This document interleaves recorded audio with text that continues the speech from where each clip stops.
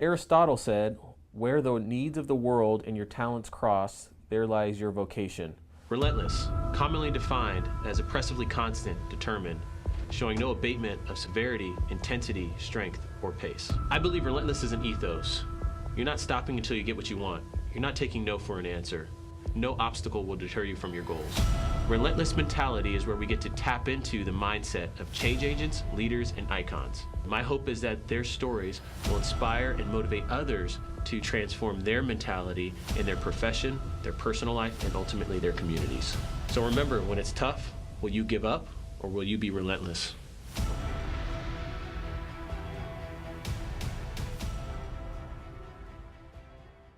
Pleased to have Tim Markison, CEO and founder of Athalonz and partner of Garlic Markison, on the show today. Welcome, Tim. Thank you. Good to be here. Thanks for coming on. My pleasure. So a little bit about Tim. When a shoulder injury ended Tim Markison's promising baseball career at age 19, he channeled his energies into earning an engineering degree. When he faced a legal battle with a hospital over medical care for his infant daughter, Markison studied at the University Law Library and thus represented himself instead of hiring an attorney. He, as a 24-year-old married father of 2 young children at the time, could not afford.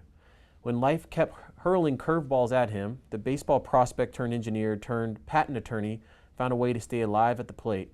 Decades later, Markison was able to combine his diverse experiences with his current venture, Athalonz, which we will jump into Athalonz in a second. But I was hoping, Tim, you could start off by just telling us a little bit about your background and the story of kind of your daughter. I'm in healthcare, so anytime I hear difficult stories in healthcare, it makes us cringe because our whole journey here is trying to make healthcare easy and accessible for everyone. Yeah. So Okay. Yeah. So, as you pointed out, I went to college really to play baseball, but the baseball career ended, so I continued on with the engineering.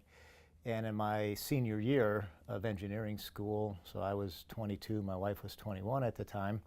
Our first daughter, Amy, was born, and she had a congenital heart defect, aortic stenosis, and one other condition I can't remember. So that was in February of '84, and I was taking 5 engineering classes and working 30 hours a week as an engineer at the time. So the first 5 weeks of Emmy's life, she spent in Children's Memorial in Chicago, and I was going back and forth just between work and the hospital and wasn't in school.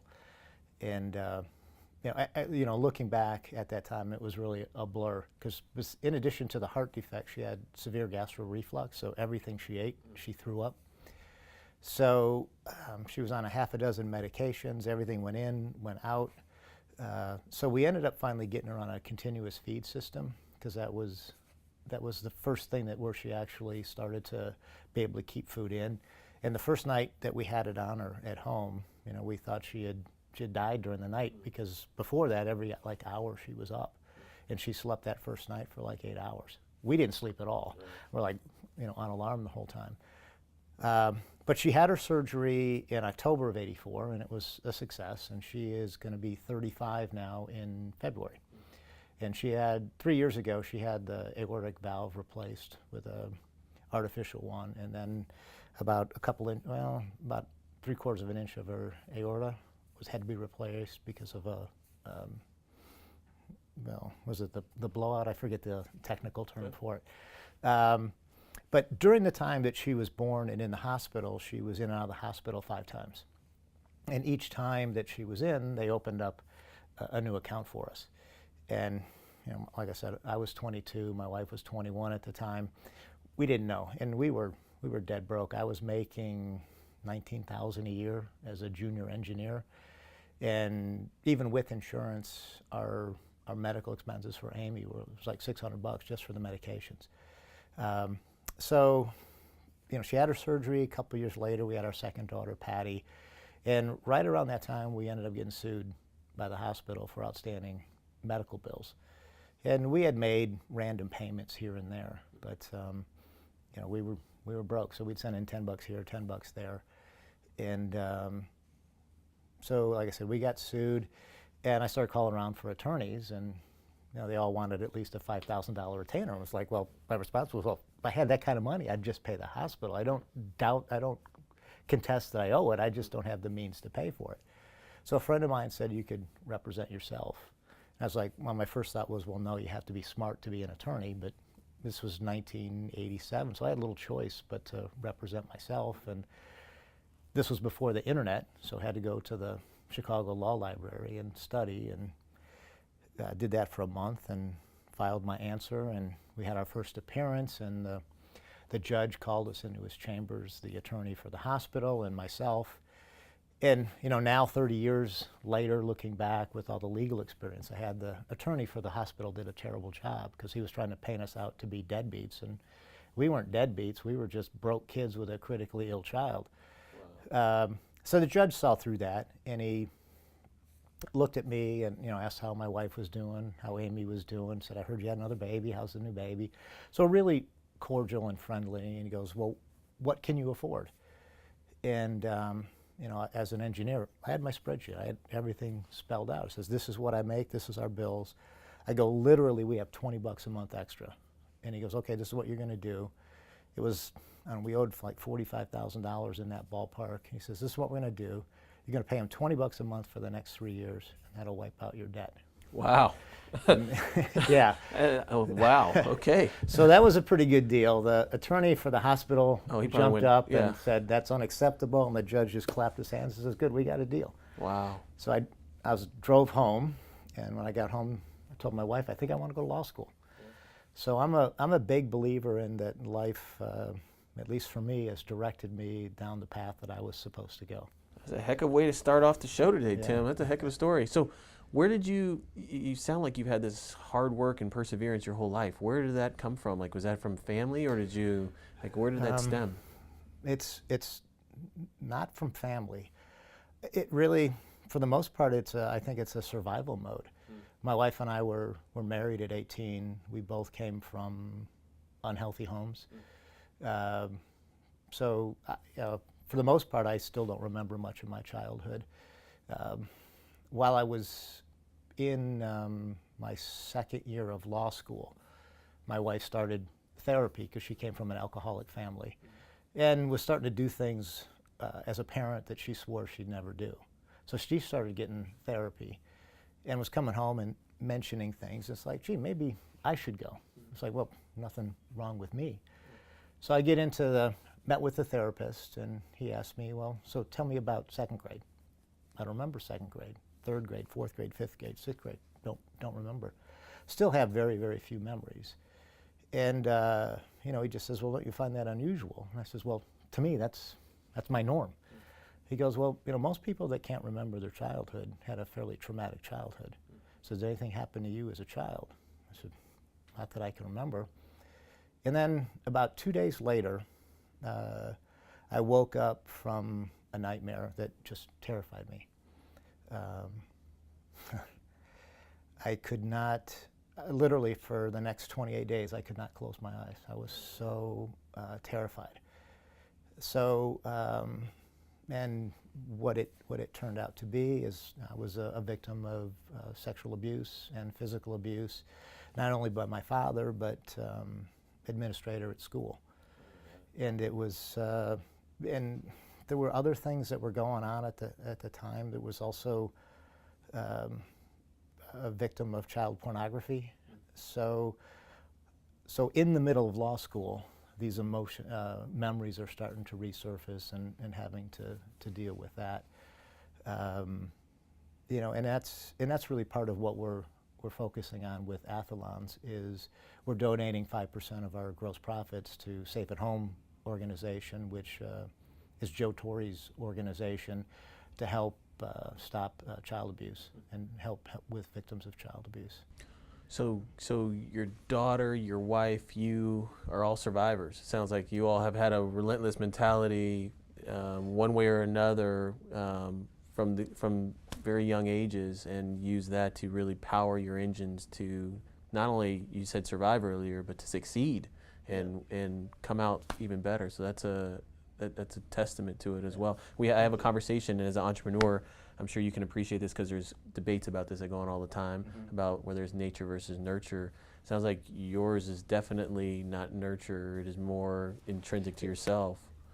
Yeah, it was nature. Now my youngest daughter, Patty, she is a patent attorney as well. Okay. So, and she is, I mean, she's brilliant. She has such an outstanding career ahead of her. So I think, you know, I did the nature part and she had the nurture part. Yeah. And it's interesting because it creates, you know, the things that I struggle with personally, you know, self-confidence and self-worth and things along those lines. She struggles with, but from a completely different perspective. You know, she doesn't want to disappoint my wife or me. So she has that measure where, you know, I've had the voices in my head of that I was worthless piece of crap since I was a wee little tyke. Yeah. So having to tune those messages down, but hers is all to, you know, she doesn't want to displease us. Yeah. So it's really different dynamics. So let's talk about, you became a patent attorney, and then, so how did you get into the shoe business, and take me through that kind of trajectory? Okay, so, you know, I've always loved playing baseball, and I play as an adult. Mm-hmm. And we were moving to the Phoenix area about 8 years ago and wanted to get back into playing baseball. And so my wife got me a birthday present. It's something called Pro Ball Camp. So it's at one of the spring training facilities out here. It's a 4-day camp taught by major league coaches. Mm-hmm. So while I was at the camp, it became known that I was a patent attorney, so I got known as the idea guy. So everybody with a half-baked idea says, hey, what do you think of this? We should patent this, and I'll split the money with you. And if it were only that easy. Yeah. But a couple of the coaches had been really studying, you know, what's the difference between like Hall of Fame type players and just average major league players? You know, we're still talking incredibly elite athletes, mm-hmm. but there's a level of difference even at that elite level. And what they noticed, what they all had in common, whether it was pitching or hitting, is just an impeccable lower half positioning, not from the setup throughout the execution. And they all had their knees slightly inward from a line from the ankle to the groin. So they came up with a drill where they'd put a rosin bag on the outside of the foot and underneath the heel so that the athlete could feel that shift in positioning. And so they were kind of half joking, well, do you think we could figure out how to put that into a shoe? And he says, I can figure that out. So that's how Athalonz got started. Wow. So through a passion. Okay. Yeah. So tell us a little bit about Athalonz.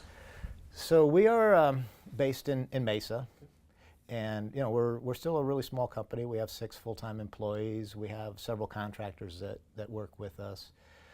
So our passion is really sports, but sports from a scientific standpoint. With my engineering background, I want to understand everything like I do an engineering issue. So I approach the problems from a physics standpoint. So when I look at the shoe, especially an athletic shoe, it's the interface between the system of the body and the ground. So what function does the shoe play in that system from a physics standpoint, and then how do we optimize it? So that's part of our approach. And then we have an orthopedic surgeon out of Chicago that works with us, so he looks at it from that standpoint.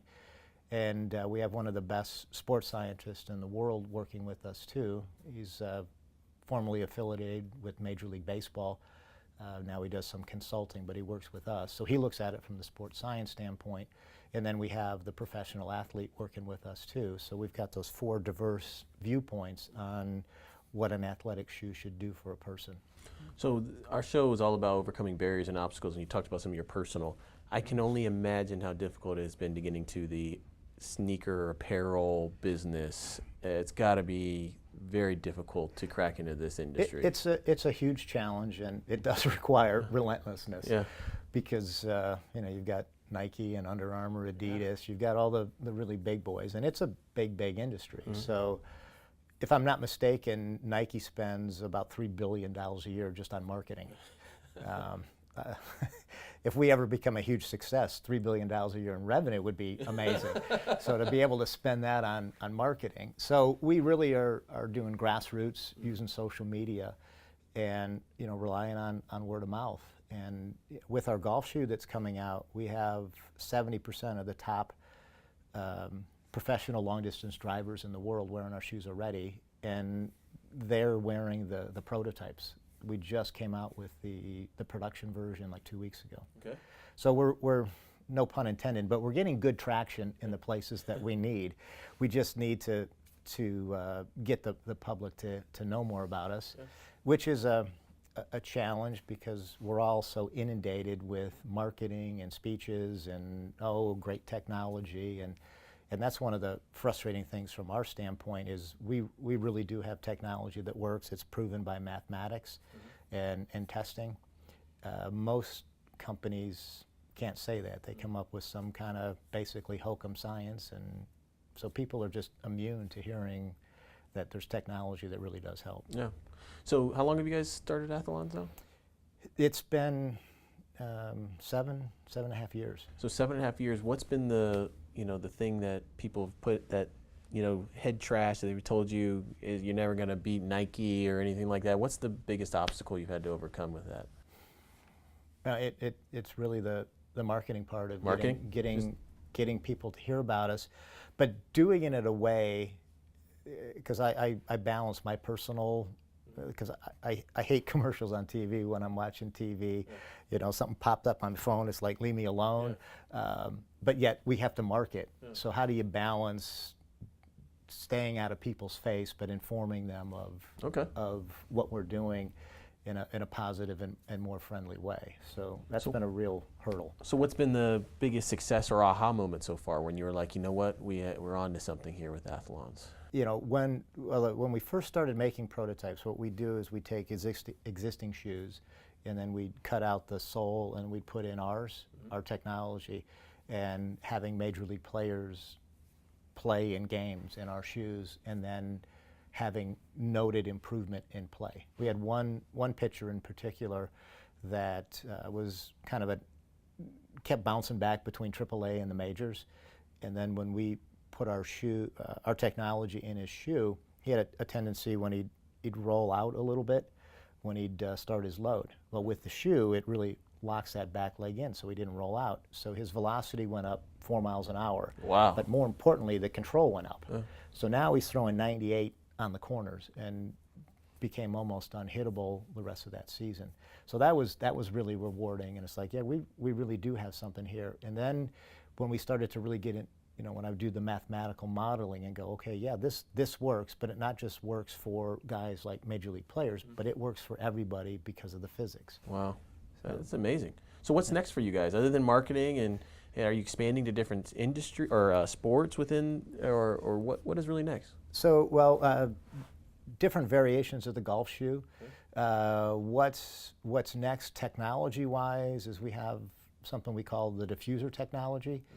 And that concept started, a couple years ago. I kept thinking about there had to be a better way to build a football helmet. And a couple years ago, woke up in the middle of the night, like I do sometimes when I'm brewing on a problem, and say, okay, that's how you do it. And so basically what it does is it's layers and layers of pyramid-type shaped devices. I call them cells. And what they do is they take the impact energy and keep splitting it and splitting it and splitting it and widening it out, so that by the time the impact gets to the body, the impact pressure is been reduced by anywhere from 1,000 to 10,000 times. So it basically takes something that could be fatal and makes it a light slap. Wow. Okay. So we're in the process. We've got proof of concept on that. We're now just looking for funding. Okay. Awesome. Yeah. So advice. So my family's been in the business of healing and trying to provide health care to people who need our services, who have historically not been able to get them, whether it's through the accessibility, affordability, cultural competency, areas where there's just no access, those type of things. So what advice would you give to somebody who may be watching our shows looking for inspiration, that's coming from a difficult upbringing as a child and wants to now become an entrepreneur, whatever their passion or purpose they feel like it might be? What advice would you give to them? I think the key word you said was the passion. If it's a passion, then let that guide what you do. Like for law school, once that flame was lit, I mean, my wife hated the idea of me going to law school because I was going to have to work full time and go to school at night, and we had a 3-year-old and a 1-year-old. Wow. So she wasn't excited about that deal, but I couldn't not go. I mean, it was something that I was compelled to do. And I think the best advice that I give myself and when people ask is listen to that voice inside, because we all know what we're supposed to be doing here, but it's having the confidence and the ability to listen, and then trusting that, yeah, that's what we're supposed to do. And that doesn't mean it's going to be a smooth road. You know, I mean, I can't think of anybody that's successful that it was like, oh yeah, it was a piece of cake, it's a walk in the park. No, it was one challenge after the next, after the next, after the next. But that passion just kept driving the energy to become successful with whatever that was. Okay. So we're running out of time. I end it with a lightning round of questions. Okay. And first one I would ask you is, what motivates you now? Bringing more awareness to child abuse prevention and really making a difference in preventing it. Okay. Who inspires you today? You know, I have a lot of people around me that are following their passion, and it's anybody that listens to the voice inside and is following that is an inspiration to me. Okay. What are you most proud of? My family. I got married at 18. My wife was 18 in a week, and we've been married for 38 years, and we have two great daughters and a brand new grandbaby daughter. Awesome. So, how old's your grandbaby? She is 3 months. 3 months. Yeah. Okay. Well, congratulations, Tim. Thank you. Awesome having you on the show. Thank I really you. It's my appreciate you pleasure. sharing your story, and look forward to seeing where Athalon goes. And I'm a golfer, so I'm going to hit you up for the new prototype. So. Yeah, good deal. Hey, man, All right, thank you. Thank you. Thank you. Thanks for watching. If you enjoyed what you saw today, please subscribe in the links below. And remember, never to quit, always be relentless.